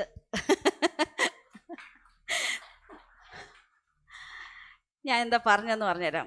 ഇവർ ഭയങ്കര ബ്ലെസ്ഡ് ആയിട്ടുള്ളൊരു ജനറേഷനാണ്. ഓക്കെ, ഒത്തിരി ഇവരെ കുറ്റമൊക്കെ ആൾക്കാർ പറയും, ഈ ജനറേഷൻ എന്തു പറ്റി, ഈ ജനറേഷൻ എന്തു പറ്റി. നമ്മൾ മനസ്സിലാക്കേണ്ടത് നമ്മുടെ തൊട്ട് മുമ്പുള്ള ജനറേഷൻ നമ്മളെക്കുറിച്ചും ഇത് തന്നെ ചോദിച്ചായിരുന്നു. പക്ഷെ നമ്മൾ ഇവരെക്കുറിച്ച് ചില കാര്യങ്ങളൊന്ന് മനസ്സിലാക്കി വെക്കുന്നത് നല്ലതാട്ടോ. ഇവർ 1997 മുതൽ 2012 വരെ ഉള്ളത്. ചിലർ 2014 എന്ന് പറയുന്നത് 2012. ഓക്കെ, അതുവരെ ഈ ജൻസിയിൽ ഉൾപ്പെടുത്തിയുള്ളൂ. ഇവർ നാളത്തെ ഈ രാജ്യത്തിൻ്റെ ദേശത്തിൻ്റെ ഭാവി വാഗ്ദാനങ്ങളാണ്, പ്രോമിസാണ്. ഓക്കെ, ഇവരുടെ പ്രത്യേകത എന്താണെന്ന് പറഞ്ഞുതരാം. ഞാൻ 1996 കല്യാണം കഴിച്ച് ബാംഗ്ലൂർ ചെന്ന് ഞാൻ ഓർക്കുന്നു, ഞാനും സംശയനും വേറെ 2 ഞങ്ങളുടെ ഫ്രണ്ട്സും കൂടെ ഒരു സ്ഥലത്ത് ഇങ്ങനെ നിൽക്കുമ്പോൾ ഓക്കെ ഞങ്ങൾ ഒരു ഹോട്ടലിൽ ഭക്ഷണം കഴിക്കാൻ പോയതാണ്. അവിടെ വെളിയിൽ നിൽക്കുന്ന സമയത്ത് പെട്ടെന്ന് എന്നെ വിളിച്ചിട്ട് പറഞ്ഞു, ദേ റോണ അത് കണ്ടോ, അതാണ് സെൽഫോൺ എന്ന് പറയും. അപ്പം ഞാൻ നോക്കിയപ്പോൾ ഇത് ഇത്രയും വലിയൊരു സാധനം ഒരാളിങ്ങനെ പിടിച്ചുകൊണ്ടു. ഞാൻ ആദ്യമായിട്ട് എൻ്റെ ജീവിതത്തിൽ കാണുന്നത് ഫോൺ ഇങ്ങനെ വയറൊന്നും ഇല്ലാതെ, നമ്മുടെ വീട്ടിലൊക്കെ ഇങ്ങനെ പണ്ട് കറക്കുന്ന ഒരു ഫോണായിരുന്നു. ഫോൺ ഇങ്ങനെ പിടിച്ചുകൊണ്ട് ഒരാളിങ്ങനെ പോകുന്നു. എനിക്ക് അതിശയം കൊണ്ട് നിൽക്കാൻ വയ്യ. ഇത് ഇത്രയും വലിയൊരു ഫോൺ, അയാളുടെ കയ്യിലാണെ നിറച്ച് സ്വർണ്ണവളയും ചെയിനും ഒക്കെ ഉണ്ട്. അപ്പോൾ അത്രയും വലിയ പണക്കാരനാണെന്ന് ആദ്യമായിട്ട് വലിയ ഒരു സെൽഫോൺ ഞാൻ എൻ്റെ ജീവിതത്തിൽ അന്ന് ആദ്യമായിട്ടാണ് കണ്ടത്. പക്ഷേ ഇന്നത്തെ ജനറേഷൻ, ഞാൻ ഈ പറഞ്ഞ ജെൻസി ഇത് കേൾക്കുമ്പോൾ ചിരിക്കും. പക്ഷേ ഞാൻ ശ്രദ്ധിച്ചു, മില്ലീനിയൽസ് ആരും ചിരിച്ചില്ല. എന്തുകൊണ്ടാണ്? നമ്മളൊക്കെ അന്നാ കണ്ടത്. ദൂരദർശൻ മാത്രം ചാനലുള്ള ആ TV വെച്ചല്ലേ നമ്മളൊക്കെ കണ്ടുകൊണ്ടിരുന്നത് അല്ലേ. നമ്മുടെ സൽമാ സുൽത്താൻ ന്യൂസ് വായിക്കുന്നതും ചിത്രഹാറും ഒക്കെ കണ്ട ഒരു ജനറേഷൻ അല്ലേ. പക്ഷേ ഈ ജെൻസിൻ്റെ പ്രത്യേകത, ഇവർ ജനിച്ചു വീഴുന്ന 2 പ്രധാനപ്പെട്ട കാര്യങ്ങളുണ്ട്. ഒന്ന് ഭയങ്കര ഈസി ലൈഫ് സ്റ്റൈൽ. അലക്ക് കല്ലിൽ നിന്ന് വാഷിംഗ് മെഷീനും അരകല്ലിൽ നിന്ന് മിക്സിയിലോട്ടും ഒക്കെ അടുക്കളകൾ മാറി ഈസി ലൈഫ് സ്റ്റൈലിലോട്ട് മാറിയ ജനറേഷനിൽ ജനിച്ചവരായി വരും. ഓക്കെ, അതിലും പ്രധാനപ്പെട്ട കാര്യം അഡ്വാൻസ് ടെക്നോളജി കയ്യിൽ പിടിച്ചുകൊണ്ട് ജനിച്ചു വീണവരായി ഇവർ ജെൻസി എന്ന് പറയുന്നത്. അവരിൽ ഭൂരിഭാഗം പേരും ജനിച്ചപ്പോൾ തന്നെ അവരുടെ വീട്ടിൽ ഒന്നിലധികം ഫോൺ കണ്ടവരാ. ലാൻഡ് ഫോണും കണ്ടിട്ടുണ്ടാവും, മൊബൈൽ ഫോണും കണ്ടിട്ടുണ്ടാവും. സോ അങ്ങനത്തെ ഈ ജെൻസിയുടെ പ്രത്യേകത എന്ന് പറയുന്നത്, ഓക്കെ, ഞാൻ അന്ന് ബാംഗ്ലൂരിൽ ഒരാളുടെ കയ്യിലാണ് അത് കണ്ടെങ്കിൽ ഇതിന്ന് കോമൺ കാഴ്ചയല്ലേ. 2 ഫോണും ഒക്കെ യൂസ് ചെയ്യുന്നവർ.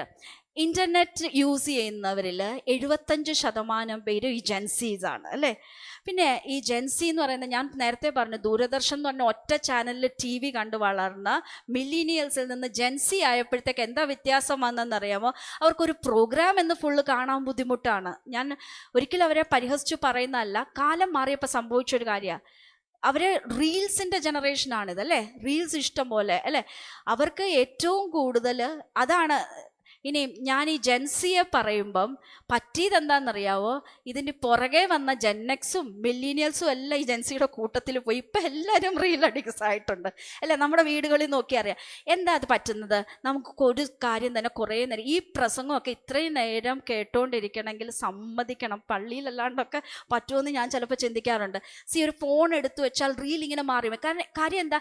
ഇൻസ്റ്റൻറ്റ് ഡോപ്പമൈൻ ഹിറ്റ്, പെട്ടെന്ന് സന്തോഷം കിട്ടുന്നു. അത് മാത്രമല്ല, ഇങ്ങനെ ഒരേ പെട്ടെന്ന് കുറച്ച് സമയം കൊണ്ട് ഒത്തിരി ഇൻഫോർമേഷൻസ് കിട്ടുകയാണ്. പല റീൽസ് കാണുന്നു, കുറേ ഇൻഫോർമേഷൻസ് കിട്ടുന്നു. അപ്പോൾ ഇവർ ഒത്തിരി അറിവുള്ള ജനറേഷനാണോ? അവിടെ നമുക്കൊരു ചോദ്യം ഇടേണ്ടി വരും. എന്താണെന്നറിയാമോ? കൂടുതൽ ഇൻഫോർമേഷൻ കിട്ടുമ്പോഴത്തേക്ക് ഇവർ കൂടുതൽ അറിവുള്ളവരായിട്ടല്ലേ മാറേണ്ടത്. പക്ഷേ അങ്ങനെ അല്ല കാണുന്ന എന്നുള്ളതാണ് മറ്റൊരു കാര്യം. ഓക്കെ, എന്താണെന്നറിയാമോ? അത് നമ്മൾ ഈ യൂസ് ചെയ്യുന്ന ആപ്സിൻ്റെ ആൽഗോറിതം നോക്കിയാൽ മനസ്സിലാകും. എനിക്ക് ഇഷ്ടമുള്ളതല്ലേ യൂട്യൂബ് റെക്കമെൻഡ് ചെയ്യുന്നതും കൂടുതലും. അപ്പം എന്താണ് വാച്ച് ചെയ്യുന്നത്, എന്താണ് ലൈക്ക് അടിക്കുന്നത്, ഇത് നോക്കിയിട്ട് ആ കുഞ്ഞുങ്ങൾക്ക് വേണ്ടത് എന്താണെന്ന് ഇവർക്ക് ഇട്ടിട്ട് കൊടുത്തോണ്ടിരിക്കുക. ഇന്നത്തെ ഈ ജനറേഷൻ്റെ, ഞാൻ പറഞ്ഞല്ലോ, ഈ ജെൻസി ഫേസ് ചെയ്യുന്ന ഏറ്റവും വലിയൊരു ഇഷ്യൂ എന്താണെന്ന് വെച്ചാൽ, അവർ ജനിച്ചു വീണത് എന്തിലോട്ടാണെന്നറിയാമോ? ഒരു ഷോ ഓഫ് കൾച്ചറിലോട്ടാണ്. ഞാൻ വേർഡ് നിങ്ങൾ ചിലർക്ക് അറിയാമായിരിക്കും, പക്ഷെ ചിലർക്ക് അറിയില്ലായിരിക്കും. ഷോ ഓഫ് കൾച്ചർ എന്ന് പറയും. ഷോ ഓഫ് കൾച്ചർ എന്ന് പറഞ്ഞിട്ടുണ്ടെങ്കിൽ ഇന്ന് അവർ സോഷ്യൽ മീഡിയയുടെ കാലത്താണ് ജീവിക്കുന്നത്. പണ്ട് ഞാനൊരു ഫോൺ മേടിച്ചാൽ എൻ്റെ വീട്ടിലുള്ളവരറിയായിരുന്നു, ചിലപ്പോൾ അയലോക്കത്തുള്ളവരറിയായിരിക്കും. പക്ഷേ ഇന്നത് എനിക്കത് സോഷ്യൽ മീഡിയയിൽ കൂടെ ഡിസ്പ്ലേ ചെയ്ത് നാട്ടിലുള്ള കുറേ പേരെ കാണിക്കാൻ പറ്റും. അങ്ങനെ ഒരു കൾച്ചറിൽ ജീവിക്കുന്ന ഇവർക്ക് എന്താ പ്രശ്നം പറ്റിയെന്ന് വെച്ചിട്ടുണ്ടെങ്കിൽ, നമ്മൾ മനസ്സിലാക്കുക, ഇന്ത്യയിൽ എല്ലാവരും അംബാനിയുടെ അദാനിയുടെ മക്കളൊന്നും അല്ല. മിഡിൽ ക്ലാസ് ആൾക്കാരുടെ കയ്യിലും സാധാരണക്കാരുടെ കയ്യിലും എല്ലാം ഐഫോൺ ഏറ്റവും കൂടുതൽ ഇപ്പോൾ സെയിലായിക്കൊണ്ടിരിക്കുന്ന ഇവിടെയാണെന്ന് നമ്മൾ മനസ്സിലാക്കുക. പണ്ട് 2000 രൂപയുടെ ഫോണൊക്കെ യൂസ് ചെയ്തുകൊണ്ടിരുന്ന സ്ഥാനത്ത് ഇന്ന് ഒന്നുമല്ല, 1 ലക്ഷത്തിൻ്റെ ഒക്കെ ഫോണുകൾ, അതും സാധാരണ വീട്ടിലെ കുട്ടികളുടെ കയ്യിൽ. ഇതെങ്ങനെ എത്തുന്നത് നിങ്ങൾ ചിന്തിച്ചിട്ടുണ്ടോ? ഇവരിൽ പലരും വീടുകളിൽ പേരൻസിനെ പ്രഷർ, ഇവരെ സമ്പാദിച്ചുണ്ടാക്കുന്ന ഒന്നുമല്ല. ഞാൻ ചില റിയാലിറ്റീസ് ഇന്ന് സംസാരിക്കുകയാണ്. എങ്ങനെ ഇവർ പേരൻസിനെ പ്രഷറൈസ് ചെയ്ത് ഇല്ലാത്ത കാശുണ്ടാക്കി. ഞാൻ കഴിഞ്ഞ ദിവസം ഒരു ഇത് കാണുകയായിരുന്നു. അപ്പം അതിൽ ഒരു പൂക്കച്ചവടക്കാരി, ഇവിടെയല്ല, നോർത്ത് ഇന്ത്യയിൽ. അപ്പോൾ അവളിങ്ങനെ ഭയങ്കര വിഷമത്തിൽ പറയുകയാണ്, എൻ്റെ മോന് ഞാനൊരു ഐഫോൺ മേടിച്ചു കൊടുത്തു, കാരണം 3 ദിവസമായിട്ട് അവൻ ഭക്ഷണം കഴിക്കാതെ പട്ടിണി കിടക്കുമായിരുന്നെന്ന്. ഇത് കിട്ടാനുള്ള വാശിക്ക് അത് മേടിച്ചു കൊടുത്തു. അപ്പം അവിടെ കൊണ്ട് തീരുവാണോ? അതല്ല തീരുന്നത്. അത് കഴിയുമ്പോഴത്തേക്ക് അവർക്ക് ഫാൻസി കാറുകൾ വേണം, ബൈക്കുകൾ, ഇതിനോടൊക്കെയുള്ള ഗാഡ്ജറ്റ്സിനോടുള്ള ക്രേസ്. ഇത് എന്തായി സംഭവിച്ചുകൊണ്ടിരിക്കുന്നത്? ഇവർ ഈ റീൽസ് കണ്ടു, ഇവർ സോഷ്യൽ മീഡിയ ഭയങ്കരമായിട്ട് യൂസ് ചെയ്യുമ്പോഴത്തേക്ക്, ഞാൻ സോഷ്യൽ മീഡിയയ്ക്ക് എതിരായിട്ട് പറയുന്ന ആളല്ല കേട്ടോ. കാരണം എന്താണെന്ന് വെച്ചിട്ടുണ്ടെങ്കിൽ, പണ്ട് TV വന്നപ്പോഴത്തേക്ക് TVക്കെതിരെ പ്രസംഗിച്ചവരുണ്ട്, കമ്പ്യൂട്ടർ വന്നപ്പോൾ കമ്പ്യൂട്ടറിനെതിരെ പ്രസംഗിച്ചവർ. സോഷ്യൽ മീഡിയ ഉള്ള ഈ കാലത്ത് സോഷ്യൽ മീഡിയ ഉണ്ടാകും, ഇനിയും ഉണ്ടാവുകയും ചെയ്യും. പക്ഷെ നമ്മൾ പഠിക്കേണ്ടത് എന്താണെന്ന് വെച്ചിട്ടുണ്ടെങ്കിൽ, ടു ഗാർഡ് യുവർ ഹാർട്ട്. എങ്ങനെ ഇത് പ്രോപ്പറായിട്ട് യൂസ് ചെയ്ത് ഹൃദയത്തെ സൂക്ഷിക്കാമെന്നാണ് മനസ്സിലാക്കേണ്ടത്. ഈ സോഷ്യൽ മീഡിയയിൽ വരുന്നതിൽ ഭൂരിഭാഗവും സത്യമാണ്, ബാക്കിയുള്ളവരെല്ലാം ഭയങ്കര അടിപൊളിയാണ്, ഞാൻ മാത്രമാണ് ഇതൊക്കെ മിസ് ചെയ്തുകൊണ്ടിരിക്കുന്നതെന്ന് ചിന്തിക്കുന്ന ഒരു ജനറേഷൻ, കുറേ പേരുള്ള ഒരു ജനറേഷനാണ് ഈ ജെൻസി എന്ന് പറയുന്നത്. അവർ കാണുന്ന എന്താ, സെലിബ്രിറ്റികൾ തൊട്ട് എല്ലാവരുടെയും ഭയങ്കര അടിപൊളി ലൈഫ് ഇവരിങ്ങനെ സോഷ്യൽ മീഡിയയിൽ കാണുകയാണ്. അവർ യൂസ് ചെയ്യുന്ന കാറ്, ഡ്രസ്സ്, ഇതൊക്കെ കണ്ടിട്ട് പിള്ളേർ അയ്യോ ഇങ്ങനെയൊക്കെയാണോ, നല്ല വില കൂടിയ ഡ്രസ്സ് ഇട്ടാലേ നല്ല വില വരുള്ളൂ. അങ്ങനത്തെയൊക്കെ ചിന്തകൾ കയറിയിട്ട് അതിന് പറയുന്ന ഒരു പേര് ഫോമോ എന്നാണ്, ഫിയർ ഓഫ് മിസ്സിങ് ഔട്ട് എന്ന് പറയും. എനിക്ക് മാത്രം ഇതൊന്നും ഇല്ലാത്തുള്ളൂ. അപ്പം വീട്ടിൽ പേരൻസിനെ പ്രഷറൈസ് ചെയ്യാൻ തുടങ്ങുക, വീടുകളിൽ ഇതുണ്ട്. അതുപോലെ ആഡംബര ജീവിതത്തിന് വേണ്ടിയുള്ള ഭ്രമം, ഇത് വല്ലാണ്ട് ഇതിങ്ങനെ കണ്ട് ഇതിനോടൊരു അഡിക്ഷൻ വരികയാണ് കുഞ്ഞുങ്ങൾക്ക് സംഭവിക്കുന്നത്. എല്ലാവർക്കും സംഭവിക്കുന്നു എന്നല്ല കേട്ടോ പറയുന്നത്, കുറേ അധികം പേർക്കെങ്കിലും. എൻ്റെ വീട് കണ്ടുവച്ചാൽ മതി, ആ വീട് കണ്ടോ, നമ്മൾ അങ്ങനെ കമ്പയർ ചെയ്യാൻ തുടങ്ങും. അവരുടെ പേരൻസ് എന്തൊരു അടിപൊളി, എന്തൊക്കെയാണ് മേടിച്ചു കൊടുക്കുന്നത്, എനിക്കൊന്നും കിട്ടുന്നില്ല, ഇങ്ങനത്തെ കംപ്ലൈൻസ്.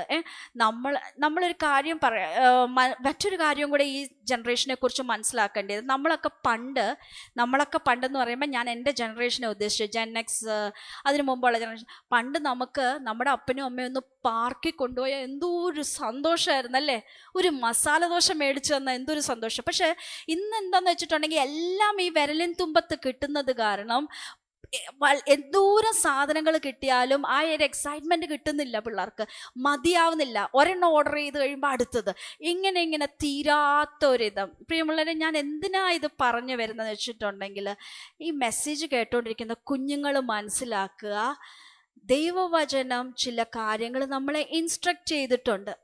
ലോകം നമ്മളെ മോഹിപ്പിക്കുന്ന ഒത്തിരി കാര്യങ്ങളുണ്ട്. പക്ഷേ നമ്മൾ മൂത്തവരോടൊക്കെ ഒന്ന് സംസാരിച്ചു നോക്കുക. നമ്മൾ ഈ സോഷ്യൽ മീഡിയ കാണുന്ന പലതും ഫേക്ക് ആണെന്ന് മനസ്സിലാക്കുക. ഫിൽറ്ററുകളുടെ കാലത്താണ് നമ്മൾ ജീവിക്കുന്നത്. അപ്പോൾ എന്താ പറ്റുന്നതെന്ന് വെച്ചിട്ടുണ്ടെങ്കിൽ, പൈസ എക്സ്പെൻസീവ് ആയിട്ടുള്ള കാര്യങ്ങൾ മേടിക്കണം, എന്നാലേ എനിക്ക് മറ്റുള്ളവരെ പോലെ ആകാൻ പറ്റുള്ളൂ. ഈ ഫിയർ ഓഫ് മിസ്സിങ് ഔട്ട് കാരണം അപ്പോൾ പൈസയോട് വലിയ ആർത്തി, എന്നാലൊട്ട് കഷ്ടപ്പെടാനും പറ്റത്തില്ല. ഇതാണ് ഇഷ്യൂ വരുന്നത്. ഇവർക്ക് വളരെ യങ് ഏജിൽ വളരെ ഒരു സക്സസ്ഫുൾ ആണെന്ന് തോന്നിക്കുന്ന ലൈഫ് സ്റ്റൈൽ വേണം താനും, കഷ്ടപ്പെടാനും പറ്റില്ല. ഈസി വേ ഔട്ട്, എന്താണ് പൈസ ഉണ്ടാക്കാനുള്ള എളുപ്പമാർഗ്ഗങ്ങൾ, ഇതിനു വേണ്ടിയിട്ടുള്ള അന്വേഷണം, അതവരെ എവിടെ കൊണ്ട് എത്തിക്കുന്നു. എന്ത് ബിസിനസ് ചെയ്യാം, കള്ളത്തരങ്ങൾ ചെയ്യാം, ഇതിൽ ലഹരി വേണമെങ്കിൽ അത് വിൽക്കാം, ഇങ്ങനെ ഒരു ഇതിലോട്ട് ടെംപ്റ്റഡായി പോകുന്നു കുഞ്ഞുങ്ങൾ എന്നുള്ള. ഞാൻ പറയും, ഇത് ഞാൻ പറയുമ്പോഴും ഒരു ജനറേഷനെ ഞാൻ ബ്ലെയിം ചെയ്യുകയല്ല കേട്ടോ. അവർ ജനിച്ചു വീണ സാഹചര്യം കൊണ്ട് അങ്ങനെയായി കുറേ അധികം പേര് അങ്ങനെയായി പോകുന്നു. പക്ഷേ നമുക്കൊരു റെസ്പോൺസിബിലിറ്റി ഉണ്ട്. ആസ് ക്രിസ്ത്യൻ യൂത്ത് നിങ്ങൾ മനസ്സിലാക്കേണ്ട ഒരു കാര്യം, നമുക്ക് ഉള്ളതിൽ സംതൃപ്തിയോടെ ജീവിക്കാൻ പഠിക്കുക എന്നുള്ളത് ഒരു ക്രിസ്ത്യൻ വേർച്യു ആണ്. ഓക്കെ, ഇല്ലെങ്കിൽ എന്താ പറ്റുക എന്ന് വെച്ചിട്ടുണ്ടെങ്കിൽ, ഈ ജെൻസിയും നമ്മുടെ പേരൻസും തമ്മിൽ, ഞാൻ പറഞ്ഞല്ലോ ജനറേഷൻസ് തമ്മിൽ ഒത്തിരി വ്യത്യാസമുണ്ട്. അപ്പോൾ അവരുടെ വാല്യൂസും അതുപോലെ സോഷ്യൽ മീഡിയയിലും മറ്റ് ആപ്പുകളിൽ കൂടെ ഒക്കെ കിട്ടുന്ന കുറേ അധികം ഇൻഫർമേഷൻസ് ഉണ്ടാകും. അതൊക്കെ നമ്മളുടെ ബന്ധങ്ങളെ അകറ്റാനായിട്ട് നമ്മൾ ആദ്യം വേറൊരു കാര്യം കൂടെ മനസ്സിലാക്കണ്ടേ, ഈ സോഷ്യൽ മീഡിയയുടെ മെയിൻ പേർപ്പസ് എന്ന് വെച്ചിട്ടുണ്ടെങ്കിൽ ആളുകൾ സോഷ്യലൈസ് ചെയ്യാൻ വേണ്ടിയിട്ടായിരുന്നു അല്ലേ, ആളുകൾ തമ്മിലുള്ള ബന്ധങ്ങൾ നന്നാക്കാൻ വേണ്ടിയാണ് സോഷ്യൽ മീഡിയ എന്ന് പറയുന്നത് തന്നെ.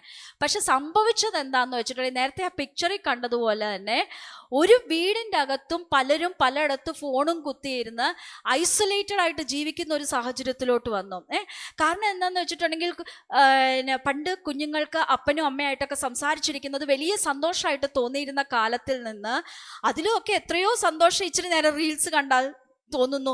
അപ്പോൾ അവർ പയ്യെ വിഡ്രോ ചെയ്യാൻ തുടങ്ങും, ഐസൊലേറ്റഡ് ആകാൻ തുടങ്ങും. ഇനി കുഞ്ഞുങ്ങളെ മാത്രം പറയുന്നില്ല, ഭാര്യ ഭർത്തൃ ബന്ധങ്ങളിൽ സംഭവിക്കുന്ന ഒരു പ്രോബ്ലം ഇതല്ലേ ഒന്ന് ആലോചിച്ച് നോക്കിക്കേ. ചിലപ്പോൾ സ്പൗസസിനോട് ഇരുന്ന് സംസാരിക്കുന്നതിൽ എത്രയോ സന്തോഷം, കുറേ നേരം ഇതൊക്കെ നോക്കിക്കൊണ്ടിരുന്നു കഴിഞ്ഞാൽ. അപ്പം അങ്ങനെ കമ്മ്യൂണിക്കേഷൻ ഇല്ലാതായി ഒരു വീട്ടിൽ തന്നെ, വലിയ വീടായിരിക്കാം, പക്ഷെ ആ വീട്ടിൽ തന്നെ കുറേ ഡിസ്കണക്റ്റഡ് ആയിട്ടുള്ള ആൾക്കാർ. ഞാൻ എന്തിനാ ഇത്രയും ഡീറ്റെയിൽഡ് ആയിട്ട് ഇത് പറഞ്ഞു പോയെന്നറിയാവോ? നമ്മുടെ ഹൃദയത്തെ നമ്മൾ സൂക്ഷിക്കാൻ പഠിച്ചില്ലെങ്കിൽ നമ്മൾ ദാവീദിൻ്റെ ജീവിതത്തിൽ നിന്ന് കണ്ടു അല്ലേ, എവിടെ നിന്ന് എവിടെയോട്ട് അധപതനത്തിലോട്ട് പോകാവുന്ന അല്ലേ. നമ്മൾ ക്രിസ്ത്യൻ ഫാമിലീസ് എന്നൊക്കെ പറഞ്ഞ് ചേർച്ചിൽ വരുന്നുണ്ടാകാം, പക്ഷേ നമ്മൾ ചിന്തിക്കേണ്ട കാര്യം, എൻ്റെ ഹൃദയത്തെ ഞാൻ സൂക്ഷിക്കുന്നുണ്ടോ, അതോ എൻ്റെ ഹൃദയത്തെ എങ്ങോട്ടെങ്കിലും ആരെങ്കിലും വലിച്ചോണ്ട് പോകുന്നുണ്ടോ എന്ന് നമ്മൾ ചിന്തിക്കേണ്ടതായിട്ടുണ്ട്. ഞാൻ ഇതൊക്കെ പറഞ്ഞപ്പോഴും ഞാൻ പറയുകയാണ്, ഇതൊക്കെ പ്രോപ്പറായിട്ട് യൂസ് ചെയ്യാനുള്ള വിധങ്ങളുമുണ്ട്. അത് പേരൻസിന് മോണിറ്റർ ചെയ്തുകൊണ്ട് തന്നെ നമുക്ക് പിള്ളേർക്ക് അത് യൂസ് ചെയ്യാൻ. ഇതിപ്പോൾ ഇന്ന് കാലത്ത് പഠിക്കാനാണെങ്കിലും ഒക്കെ എല്ലാം ഇത് ആവശ്യമാണ്. അപ്പം ഇതൊന്നും കൊടുക്കാതിരിക്കുക എന്നുള്ളതല്ല ഇതിൻ്റെ ഒരു പരിഹാരമായിട്ട് ഞാൻ കാണുന്നത്. പക്ഷെ എൻ്റെ ഒരു അഭിപ്രായത്തിൽ അത് പ്രോപ്പർ ഗൈഡ് ലൈൻസോടുകൂടി കുഞ്ഞുങ്ങളും ഉപയോഗിക്കുക, പേരൻസും അത് അവർക്ക് വേണ്ട ഗൈഡ് ലൈൻസ് ഉണ്ട്. ഇനി പേരൻസിനോട് ഒരു കാര്യം പറഞ്ഞുകൊള്ളട്ടെ, കുഞ്ഞുങ്ങളെ കുറച്ചും കൂടെ മനസ്സിലാക്കാൻ നമ്മൾ ശ്രമിക്കണം, അവരുമായിട്ടുള്ള കമ്മ്യൂണിക്കേഷൻ. ഇന്ന് കുഞ്ഞുങ്ങൾ ഈ കൗൺസിലേഴ്സിൻ്റെ അടുക്ക വരുമ്പം പറയുന്ന ഒരു കംപ്ലൈൻ്റ് ഉണ്ട്, ഞങ്ങളുടെ പേരൻസിന് സമയമില്ല എന്ന്. അപ്പോൾ പേരൻസ് പറയുന്ന കാര്യമുണ്ട്, ഞങ്ങൾ രണ്ടുപേരും ജോലിക്ക് പോകുന്നതെന്ന്. പ്രിയമുള്ളവർ, രണ്ടുപേരും ജോലിക്ക് പോകുന്ന എത്രയോ വീടുകളിൽ കമ്മ്യൂണിക്കേഷൻ നടക്കുന്നുണ്ടെന്നറിയാമോ? പക്ഷെ ഇത് പ്രയോറിറ്റിയുടെ ഇഷ്യൂ ആണ് ഇവിടെ സംഭവിക്കുന്നത്. ജോലി കഴിഞ്ഞ് വന്നാലും എന്തെങ്കിലുമൊക്കെ തട്ടിക്കൂട്ടി അടുത്ത് ഈ സോഷ്യൽ മീഡിയയിൽ വർത്തമാനം പറയാൻ പോയി കഴിഞ്ഞാൽ നിങ്ങൾക്ക് സമയം കിട്ടത്തില്ല. നിങ്ങളുടെ ജീവിതത്തിൽ കുഞ്ഞുങ്ങൾ പ്രയോറിറ്റി ആയിരിക്കണം. കുഞ്ഞുങ്ങൾക്ക് ജന്മം കൊടുത്തത് കൊണ്ട് പേരൻസ് ആവില്ലെന്നും നമ്മൾ മനസ്സിലായിക്കൊള്ളണം. പേരൻസിൻ്റെ കടമ എന്ന് പറയുന്നത് ഒരു റെസ്പോൺസിബിലിറ്റി ഉണ്ട്. ഞാൻ ഇത് പറയുന്നതെന്ന് വെച്ചിട്ടുണ്ടെങ്കിൽ ഇന്ന് എല്ലാവർക്കും റിലേഷൻസ് ഉണ്ട്, റെസ്പോൺസിബിലിറ്റീസ് ഒന്നും എടുക്കാൻ പറ്റത്തില്ല. ഏറ്റവും ഈസി ആയിട്ടുള്ള ലൈഫ് സ്റ്റൈൽ, കംഫർട്ടബിൾ ആയിട്ടുള്ള ലൈഫ് സ്റ്റൈൽ ഇത് വേണം താനും. പ്രിയമുള്ളവരെ, ഗാർഡ് യുവർ ഹാർട്ട്. നമ്മുടെ കുടുംബങ്ങൾക്ക് വേണ്ടി, നമ്മുടെ യൗവനക്കാർക്ക് വേണ്ടി നമ്മൾ ഫൈറ്റ് ചെയ്തേ മതിയാവത്തുള്ളൂ. ഫൈറ്റ് ചെയ്യാന്ന് പറയുന്നുണ്ടെങ്കിൽ അത് നമ്മുടെ ഫാമിലിയിൽ ആരംഭിക്കണം. നമ്മളുടെ കുഞ്ഞുങ്ങളുടെ കൂടെ ഇരിക്കാൻ പേരൻസ് ടൈം കണ്ടെത്തുന്നുണ്ടെന്ന് ഉറപ്പ് വരുത്തിയിരിക്കണം. അവർക്ക് ദൈവവചനം പറഞ്ഞു കൊടുക്കാനായിട്ട് എത്ര പേരൻസ് ഇന്ന് ആ ഇനിഷ്യേറ്റീവ് എടുക്കുന്നുണ്ട്? അവിടെ തീരത്തില്ല. നിങ്ങൾ വീടുകളിൽ മാതൃകയാകണം. പേരൻസ് അതിനുള്ള ഒരു ടൈം എടുക്കണം. കുഞ്ഞുങ്ങൾക്ക് ദൈവവചനം പറഞ്ഞു കൊടുക്കണം. അവർക്ക് മോറൽ വാല്യൂസ് നിങ്ങളിൽ നിന്നല്ലാണ്ട് എവിടെ നിന്നാണ് കിട്ടുന്നത്? സോഷ്യൽ മീഡിയയിലുള്ള പല അഭിപ്രായങ്ങളുള്ളവരുണ്ട്, അതിൽ നിന്നാണ് അവരെടുക്കേണ്ടത്. അല്ല, നിങ്ങൾക്ക് ദൈവം തന്നിട്ടുള്ള വാല്യൂസ് അടുത്ത ജനറേഷന് പകർന്നു കൊടുക്കും. അവരുടെ കൂടെ സമയം സ്പെൻഡ് ചെയ്യും. അവരുടെ കൺസേൺസ് കേൾക്കാൻ നമ്മൾ തയ്യാറാകണം. പിന്നെ ഈ സംസാരിക്കുമ്പോൾ പോലും ഉണ്ടല്ലോ, വളരെ ഭയങ്കര നാരോ മൈൻഡഡ് ആയിട്ടൊക്കെ സംസാരിച്ച് അവർ തള്ളവൈബ് തന്തവൈബ് എന്നൊക്കെ വിളിച്ച് നമ്മളെ കളിയാക്കും. ഞാനിത് പറയുന്നത് ചിലപ്പോൾ പിള്ളേർക്ക് മനസ്സിലാവും. ഞാൻ ഈ പറയുന്നത് പോലും തള്ളവൈബെന്ന് അവിടെ ഇരുന്ന് ചിന്തിക്കുന്നവരുണ്ടാകാം. പക്ഷെ ഞാൻ പറയട്ടെ, ആ തള്ളവൈബൊക്കെ തന്തവൈബിൻ്റെയൊക്കെ ഗുണമുണ്ടല്ലോ കുറേ വർഷം കഴിയുമ്പോഴേ മനസ്സിലാവുള്ളൂ. ആ വൈബുകളൊക്കെ നഷ്ടപ്പെടുത്താതിരിക്കുക. ഓക്കെ, അത് സദൃശ്യവാക്യത്തിൽ ഇങ്ങനെയാണ് പറയുന്നത്, മകനെ അപ്പൻ്റെ പ്രബോധനം കേൾക്കുക, അമ്മയുടെ ഉപദേശം ഉപേക്ഷിക്കുകയും അരുത്. ഞാൻ പണ്ടൊരു പ്രസംഗത്തിൽ പറഞ്ഞൊരു കാര്യമുണ്ട്, ഒരു പക്ഷേ ഈ പുറത്തു നിന്നൊക്കെ ഇത്രയും ഇൻഫർമേഷൻ കിട്ടുന്ന ഒരു ജനറേഷന് ചിന്തിക്കാൻ സാധ്യതയുണ്ട്, എൻ്റെ അപ്പയ്ക്കും അമ്മയ്ക്കും എന്തറിയാമെന്ന്. ശരിയായിരിക്കാം, നിങ്ങൾക്കുള്ള കിട്ടിയ ഇൻഫർമേഷൻസ് അവർക്ക് അറിയില്ലായിരിക്കാം. പക്ഷേ ജീവിതത്തിൽ അവർ പലതും പഠിച്ച പാഠങ്ങളുണ്ടായിരിക്കാം. ഇരുന്നും അവരോട് സംസാരിച്ച് മനസ്സിലാക്കിയെടുക്കുക. അവർ തരുന്ന ഉപദേശങ്ങളിലെ കാര്യം എന്താണെന്ന് മനസ്സിലാക്കിയെടുക്കുക. ഇല്ലെങ്കിൽ സദൃശവാക്യത്തിൽ മറ്റൊരു ഭാഗത്ത് പറയുന്നല്ലോ, കുറേ കാലം അങ്ങോട്ട് കഴിഞ്ഞിട്ട് പിന്നെ ഇരുന്ന് കരഞ്ഞിട്ട്, പണ്ടെന്നോട് ഉപദേശിച്ചവർ പറഞ്ഞത് അന്ന് ഞാൻ കേട്ടാൽ മതിയായിരുന്നു എന്ന് പറഞ്ഞ് കരഞ്ഞിട്ട് എന്ത് കാര്യം? ഈ ജനറേഷൻ ജെൻസി കേട്ടോളൂ ചെവി തുറന്ന്, നിങ്ങൾ നിങ്ങളുടെ പ്രൈം ഏജിലാണ്. നിങ്ങളാണ് ഈ ദേശത്തിൻ്റെ ഫ്യൂച്ചർ, ഈ സഭയുടെ ഫ്യൂച്ചർ. നിങ്ങളാണ് അനുഗ്രഹമാകേണ്ടത്. ഓക്കെ, സോ നിങ്ങൾ ബ്ലെസ്ഡ് ആണ്. ഞാൻ വീണ്ടും പറയട്ടെ, നിങ്ങൾ അനുഗ്രഹിക്കപ്പെട്ട ജനറേഷൻ. ഞങ്ങൾക്കൊന്നുമില്ലാത്ത ഒത്തിരി റിസോഴ്സസ് നിങ്ങൾക്കുണ്ട്, ഒത്തിരി നോളജ് നിങ്ങൾക്കുണ്ട്. പക്ഷെ അത് ശരിയായ നിലയിൽ യൂസ് ചെയ്ത് അടുത്തൊരു ജനറേഷന് നിങ്ങൾ മാതൃകയാകണം. ഈ ജനറേഷൻ നല്ലൊരു ജനറേഷനാണെന്ന് പറയിക്കാൻ നിങ്ങൾക്ക് ഓരോരുത്തർക്കും സാധിക്കും. അത് ചേഞ്ച് എന്ന് പറയുന്നത്, ഞാൻ പറയട്ടെ, it starts with change lives അല്ലേ? നമ്മളിവിടെ എഴുതുക, സിറ്റി എങ്ങനെയാണ് ചേഞ്ച് ചെയ്യാൻ പറ്റുന്നത്? ഈ പട്ടണത്തിലെ മുഴുവൻ ആൾക്കാരെ നമുക്ക് എങ്ങനെയാണ് ചേഞ്ച് ചെയ്യാൻ പറ്റുന്നത്? ഒറ്റയടിക്ക് പറ്റുമോ? ഇല്ല. It should start within you. ഞാനൊരു ചേഞ്ച് ഏജന്റ് ആകുമെന്ന് ഓരോരുത്തരും തീരുമാനിക്കണം അല്ലേ? കർത്താവ് അതല്ലേ പറഞ്ഞത്, നിങ്ങൾ ലോകത്തിന്റെ വെളിച്ചമാകുന്നു, നിങ്ങൾ ലോകത്തിന്റെ ഉപ്പാകുന്നു. അത് ഓരോരുത്തരും തീരുമാനിച്ചെടുക്കണം. മൂന്നാമതൊരു കാര്യം കൂടെ പറഞ്ഞ് ഞാൻ അവസാനിപ്പിക്കേണ്ടത്, the heart must be rooted in God's word. നമ്മുടെ ഹൃദയത്തിൽ ദൈവവചനം അതിൽ വേര് പിടിപ്പിക്കണം. സങ്കീർത്തനക്കാരൻ ഇങ്ങനെ പറയുന്ന, ഞാൻ നിന്നോട് പാപം ചെയ്യാതിരിക്കേണ്ടതിന് നിന്റെ വചനത്തെ എൻ്റെ ഹൃദയത്തിൽ സംഗ്രഹിക്കുന്നു. എങ്ങനെയാണ് ദൈവത്തോടുള്ള കടമകൾ ചെയ്യേണ്ടത്, പേരൻസിനോടുള്ള കടമകൾ ചെയ്യേണ്ടത്, സമൂഹത്തോടുള്ള കടമകൾ ചെയ്യേണ്ടത്? ദൈവവചനം നമുക്ക് തരുന്ന ഇൻസ്ട്രക്ഷൻസ് എന്താണെന്നൊക്കെ ഒന്ന് നോക്കണം. പാപം ചെയ്യാതിരിക്കാനായിട്ട് സങ്കീർത്തനക്കാരൻ പറയാം, നിന്റെ വചനത്തെ ഞാൻ എൻ്റെ ഹൃദയത്തിൽ സംഗ്രഹിക്കുന്നു. ദൈവവചനം എന്താണെന്ന് പറയുന്നത് കേൾക്കുവാനുള്ള ചെവി നിങ്ങൾ തുറക്കുക. ബൈബിൾ വായിക്കാൻ നിങ്ങൾ ആരംഭിക്കുക. നിങ്ങൾക്ക് കിട്ടുന്ന ഓപ്പർച്യൂണിറ്റീസ്, അത് പ്രെയർ മീറ്റിംഗ്സ് ആവട്ടെ, ചേർച്ച് മീറ്റിംഗ്സ് ആവട്ടെ, ഒക്കെ ഉപയോഗിക്കുക. ജെൻസി, നിങ്ങൾ ഞാൻ നേരത്തെ പറഞ്ഞതുപോലെ നിങ്ങളാണ് അടുത്ത പ്രോമിസ്. സോ നിങ്ങളൊരു ബ്ലെസ്സിങ് ആയിട്ടിരിക്കുക നിങ്ങളുടെ ഭവനത്തിൽ, സഭയിൽ. ഓക്കെ, 2014 കഴിഞ്ഞ് ജനിച്ചവർ ജെൻ ആൽഫ, അത് വേറൊരു ജനറേഷൻ, കുറച്ചും കൂടെ ബ്ലെസ്ഡ് ആയിട്ടുള്ളൊരു ജനറേഷൻ. 2014 കഴിഞ്ഞിട്ടുള്ള നമുക്കിവരെ ജെൻസി, നിങ്ങളാണ് ഈ ജെൻ ആൽഫയ്ക്ക് മാതൃകയാകേണ്ട. അപ്പം എന്നോട് ഡോൺ കയറുന്നതിന് മുമ്പ് പറയുകയാണെന്ന് 2025 കഴിയുമ്പം ബീറ്റയായി കഴിയും. So gen ബീറ്റയാവുകയാണ്. സോ പണ്ടൊക്കെ ഒരു 25 വർഷമൊക്കെ കഴിയുമ്പോഴായിരുന്നു ഒരു ജനറേഷൻ്റെ ആ സ്വഭാവം മാറുന്നെങ്കിൽ, ഇതിപ്പോൾ പടപടയെന്ന് മാറിക്കൊണ്ടിരിക്കും, ഓരോ വർഷം കഴിയുന്നതോറും മാറും. സോ ഞാനിവിടെ ചലഞ്ച് ചെയ്യാണ്, 30 വയസ്സിന് താഴെയുള്ള യൗവനക്കാരോട് ചലഞ്ച് ചെയ്യുകയാണ്. ഞാൻ ഇനി അടുത്ത് ജനിച്ചു വീഴാൻ പോകുന്ന ജെൻ ആൽഫയ്ക്കും ജെൻ ബീറ്റയ്ക്കും ഞാനൊരു മാതൃകയായിരിക്കുമെന്ന്, ഞാൻ ഉപ്പായിരിക്കും, ഞാൻ വെളിച്ചമായിരിക്കും, എത്ര പേർക്ക് തീരുമാനിക്കാൻ പറ്റും? എൻ്റെ ഭവനത്തിൽ ഞാനൊരു അനുഗ്രഹമായിരിക്കും എന്ന് തീരുമാനിക്കാം. എൻ്റെ അപ്പനെയും അമ്മയും ഞാൻ ബഹുമാനിക്കും. ദൈവവചനം ഞാനൊന്ന് ഓർപ്പിച്ചോട്ടെ, മക്കളെ, നിങ്ങളുടെ അമ്മയപ്പന്മാരെ ബഹുമാനിക്കണം, അല്ലേ? നിനക്ക് നന്മയുണ്ടാകുവാനും നീ ദീർഘായുസ്സോടെ ഇരിപ്പാനും നിൻ്റെ അപ്പനെ അമ്മയും ബഹുമാനിക്കാം, അല്ലേ? അപ്പോൾ പറയും, എൻ്റെ അപ്പൻ അങ്ങനെയാണല്ലോ, എൻ്റെ അമ്മ ഇങ്ങനെയാണല്ലോ എന്ന്, അല്ലേ? പക്ഷെ നിങ്ങൾ കൊടുക്കേണ്ടത് നിങ്ങൾ ബഹുമാനം കൊടുക്കുക. പക്ഷെ പേരൻസും ഓർത്തിരിക്കുക, ദൈവവചനം നിങ്ങളെ ഓർപ്പിക്കുന്ന കാര്യമുണ്ട്, നിങ്ങളുടെ മക്കളെ കോപിപ്പിക്കാതെ ബാലശിക്ഷയിലും പഥ്യോപദേശത്തിലും അവരെ പോറ്റി വളർത്തണം. നമ്മൾ ഫാമിലീസിനെ തിരിച്ചു പിടിച്ചില്ലെങ്കിൽ നമ്മുടെ സൊസൈറ്റിയുടെ അധപ്പതനത്തിലോട്ടാണ് നമ്മൾ പോയിക്കൊണ്ടിരിക്കുന്നത്. ഇത് ആസ് ചേർച്ച് നമുക്കൊരു ബേർഡൻ ഉണ്ടായിരിക്കണം. കുടുംബ ബന്ധങ്ങൾ കുറച്ചും കൂടെ ശക്തമാകുവാൻ അത് ഭാര്യ ഭർത്തൃ ബന്ധത്തിൽ തുടങ്ങണം. നല്ല കുഞ്ഞുങ്ങൾ വളരണമെങ്കിൽ ആദ്യം ഭാര്യ ഭർത്തൃ ബന്ധം, അത് നല്ല റിലേഷൻസ് ഉണ്ടാകണം, അവിടെ നിന്ന് തുടങ്ങട്ടെ. കുഞ്ഞുങ്ങളെ നന്നായി വളർത്തിക്കൊണ്ടുവരിക. ഈ സമൂഹത്തിന് അനുഗ്രഹമുള്ളവരായി ജീവിക്കുവാൻ ദൈവം നമ്മളെ ഓരോരുത്തരെയും സഹായിക്കുക. Guard your heart. നിന്റെ എല്ലാ ജാഗ്രതയോടും കൂടെ ഹൃദയത്തെ സൂക്ഷിച്ചു കൊള്ളുക. Thank you.